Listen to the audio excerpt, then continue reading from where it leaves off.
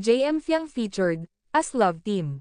Official na nga, as love team ng ABS-CBN, sina JM at Fiang. Sinama ang JM Fiang sa mga love teams na nabuo sa ABS-CBN. Ang mga sikat na love teams na nagpakilig sa ASAP. At syempre, kasama din nila dyan si Judy Ann Santos. Caption ng ABS-CBN News. Nagpakilig ang ilan sa ating kapamilya stars at love team sa ASAP nitong linggo, kabilang si Judy Ann Santos at ang love teams na sina Don Bell, Franceth, KD Lex, at sinama nila ang JM Fiang. Ang bagong love team ngayon na nabuo ng Taong Bayan. Ang Taong Bayan ang nagpangalan sa JM Fiang. Dahil sa nakikita at nararamdaman nilang lakas ng chemistry ng dalawa. Sa loob pa lang ng BNK.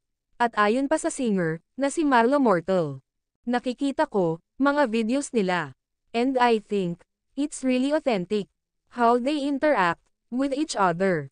JM Fiang tandem lang, super lakas na. Nilalayag nila ang bawat isa.